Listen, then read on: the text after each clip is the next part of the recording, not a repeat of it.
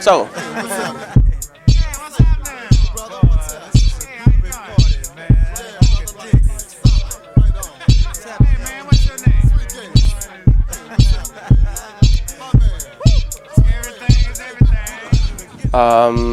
I started really early because I was lucky enough to have parents that more or less forced every children to play a musical instrument, and I was free to choose whatever I want. So my daddy and my mommy brought me somewhere and said, "So what do you want to play? You want to play whatever?" And then I said, "Okay, let's go for the drums."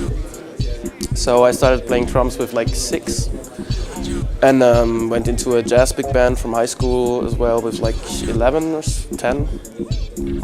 And yes, then in the school big band, there were like older people that were listening to hip hop, influencing me with like, listen to these beats. What do you think about this? And then I got a little bit into hip hop, and also with playing the jazz stuff, I was seeing that there's like similarities between hip hop and jazz because hip hop sampled jazz. And tried also to do some basic old school hip hop beats, like it was the era of Pete Rock, Gangstar, you know, like 1996.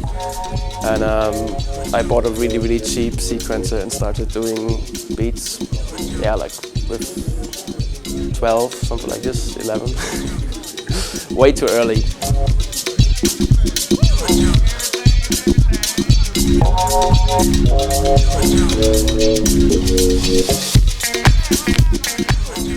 Before the Mojo City project, there was another project that was more like coming from the whole more hip-hoppy jazz background.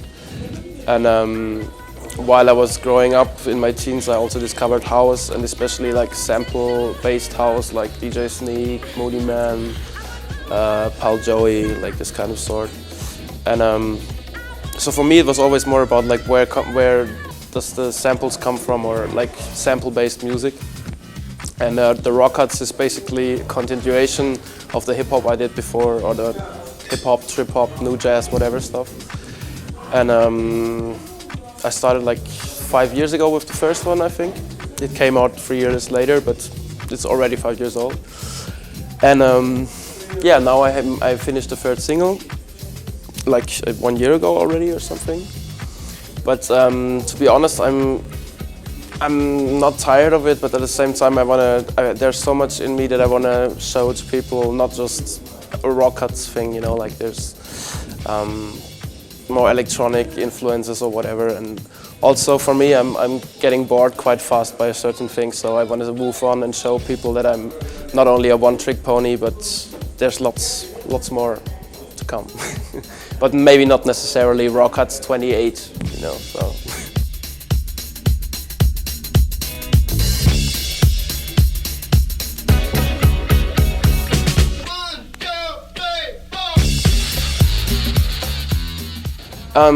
For me, the first thing, I mean, I'm touring so much right now, and I've done quite a lot of remixes, so basically I didn't do an own track for the last 4 months, not even a demo or anything. So, and also at the same time, I'm moving to Berlin with my girlfriend. So before I'm even thinking about what is gonna be next, I have to like find my peace also from touring, and just settle down, build up a new proper studio, and then just get inspired, and let's see what happens. I'm excited.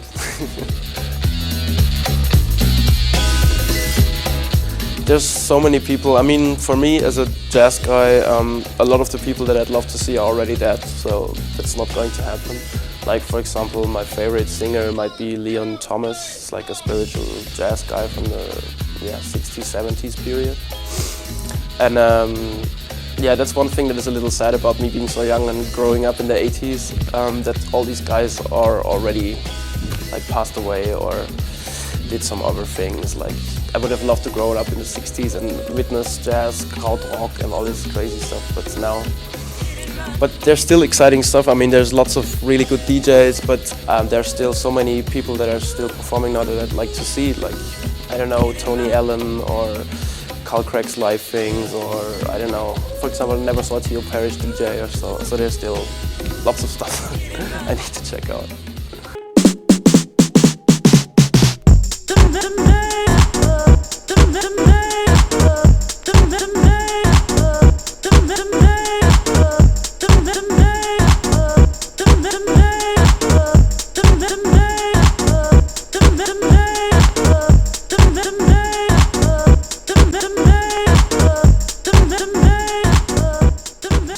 Yeah, I mean, I've been DJing since I'm 16 and also touring since I'm 16. But what changed now is that like the acceptance or the let's call them fans or the followers just get bigger and bigger. At the moment, I'm just really enjoying touring. But at the same time, I did so much of it that I really have to cut a little bit down because I want to do some music. I'm really missing the fact that I can't really do music at the moment because I'm always on the road, you know. So it's a great inspiration. It's really nice to make new friends and it's nice to share some of the love and music. But I need a holiday soon. It's an opportunity. I mean, it's always what you do about things, you know. I mean, you have to constantly work on yourself, then tomorrow is an opportunity, you know. Just try to never give up, keep hope alive and do your best to change your environment and to change the lie. Yes, I'm very much looking forward to tonight. The club looks amazing, the city is really, really beautiful. And I'm gonna try some of the wine. Cheers, it's nice beer.